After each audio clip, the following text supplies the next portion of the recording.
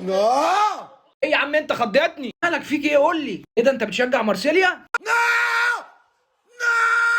يا ابن المجنونه انت، قال لي نو نو نو في ايه؟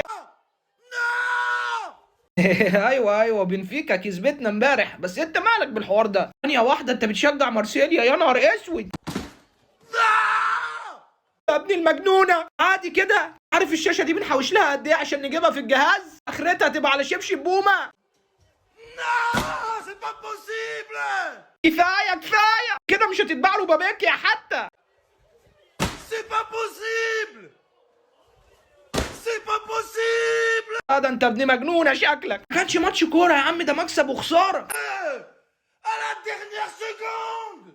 في دي عندك حق الصراحه، قالكش خانجونج فعلا. دلوقتي فهمتك. سيليا كانت هتلعب في الملحق مكان بنفيكا عشان فرق الاهداف، فبنفيكا جابت الرابع في ريال مدريد، فمارسيليا روحت باي. اللي فاكر ان احنا كمدريديه كنا زعلانين لوحدنا؟ فعلا اللي يشوف بلاوي الناس تهون عليه بلوته.